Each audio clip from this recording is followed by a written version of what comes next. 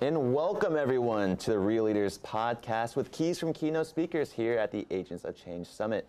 I'm your host, Kevin Edwards. Joining us today is Tom Chappell, the Chief Evaluation Officer at the CDC. Tom, thanks for being with us today. Thanks. Tom, what is a Chief Evaluation Officer? I think our audience wants to know. So a Chief Evaluation Officer is actually going to become more and more common in federal agencies, at least, because new legislation says everyone's got to have one. So it is a pertinent question to ask, what the heck does a Chief Evaluation Officer do? Because I'm one of just a handful that currently exist. So what I really am is sort of a champion and a cheerleader for evaluation within the organization, but then that gets translated into a lot of carrot and stick aspects, setting policies that kind of direct how people will approach evaluation, but also offering a lot of carrots, helping people with training, evaluation capacity building. About half my day is spent in facilitating discussions that are about strategizing or evaluating your strategy. So what are you touching on here at the AOC? Today I'm talking about why it is that things don't work so often and how it is that evaluation can add to an understanding of that. So I'm talking about something we call Realist Evaluation, which is how do you look at the situation and the context to help predict the conditions under which something works in one situation doesn't work in the other situation. So you can come up to what we call a solution set that will help you have an inventory of ways to approach a problem as opposed to one single panacea or best practice. Could you provide our audience with an example of your work and how it's really Well, not my work, but how Realist Evaluation works, and I'm coaching people on lots of things, Realist Evaluation just being part of it, is, we pass a lot of policies when we're in the government. We look for a comprehensive policy. We think that policy ought to work. Invariably, it works in some situations, crashes and burns in other situations, works middling in others. But when you pay a lot of attention to the context, you find out it's not just the form of the policy, but there's some things like social norms, the amount of resources you can put into enforcement, the degree to which there's an organized opposition, and your ability to counter them with mobilization. And those things kind of interact with each other, so it's not like you can add those three things to the mix and your policy will work. It's that in a case where you have very strong social norms, like policies around children and safety for children, you may not even need that many resources for enforcement. On the other hand, you can put all the money you want into enforcement, and if the social norms of enforcers, the police, are not supportive and they see it as a nuisance law, you're not going to get a lot of compliance.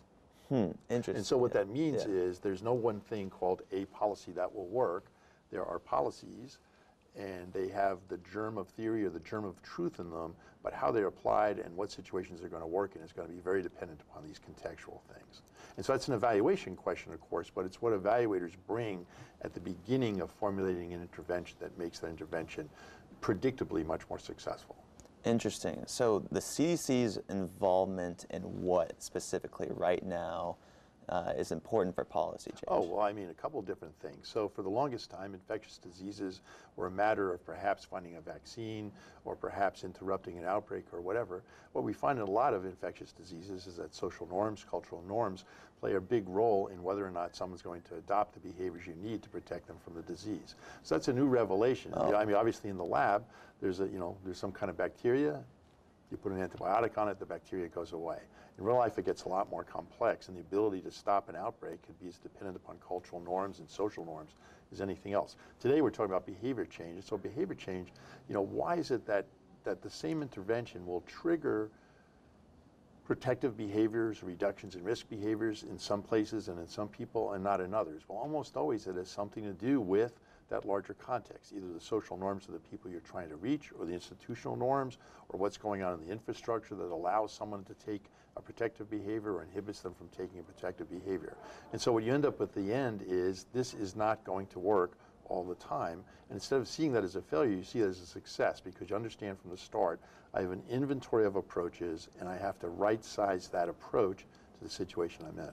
Oh, interesting. Yeah, behavior change is a big part of this conference. Who are some panelists that have maybe struck you or surprised you at this conference that have made you think just a little bit harder about how you can work with cross-sector partnerships, I guess? Well, actually, I'd worked a lot with people who have been on the dais today already, so I already knew their work from before. So Jeff and I have talked a lot about his behavior change framework. I think his behavior change framework is a slightly different way of looking at exactly the same things I'm talking about. And I think that's been a real advancement, and I kind of happened to overhear Kristen's interview before me, and she was getting at a lot of the points that I would make and agree with, that making sure you're paying a lot of attention to context, and where behavior change is included in the change, thinking about institutional norms and also the way in which people perceive social norms and how to mess with those social norms so that you get the power of them, even if the individual person is thinking, I'm not really sure I want to adopt that behavior. Got it. Tom, if we're going to have any change, it's going to require a lot of leadership. What do you expect from leaders at the highest levels in order to take on these challenges, such as vaping or the opioid epidemic? I think there's a difference between a leader and a manager, and I think in my own life I've been very, very good at the management part. I think I've been pretty good at the leadership part, but when I see people who really crush it and are really good at it, I think what they're good about doing is seeing that kind of 10,000-foot view, seeing how all the things fit together, and especially being able to translate that into a reality for people on the ground. So to me, I've got like big teams, and whenever you have a big effort going on in public health, there's all kinds of people, all kinds of organizations involved, and each one may understand their piece of the puzzle, but a leader that can kind of show how it all fits together, here's the vision for it. And as I say, what the Realist Evaluation brings to leadership is the lowering of expectations that there's a single panacea out there that's going to work. Don't get discouraged when it's not going to work. Instead, as a leader, keep people flowing forward and saying, what can we learn from our failures that helps us do better the next time, the next time, and the next time. Would you consider that your definition of a real leader, to articulate that specific vision and lower expectations? I think the difference between a leader and a manager is that I think a leader has to do a lot of the things a manager does, but the leader in addition has to be able to articulate that vision, explain how we fit into it, and keep people from losing heart when the vision doesn't come true. Tom, appreciate your time coming on the show today, speaking about the CDC's involvement in this and how you evaluate. I thought that was really interesting, something I've never heard of before. Great. And the difference between a manager and a leader. So just want to appreciate your time coming on the show today. For people out there listening to this, for Tom Chappell, I'm Kevin Edwards, asking you to go out there and keep it real. Next time. Appreciate you. Take care, man. Hey, appreciate you.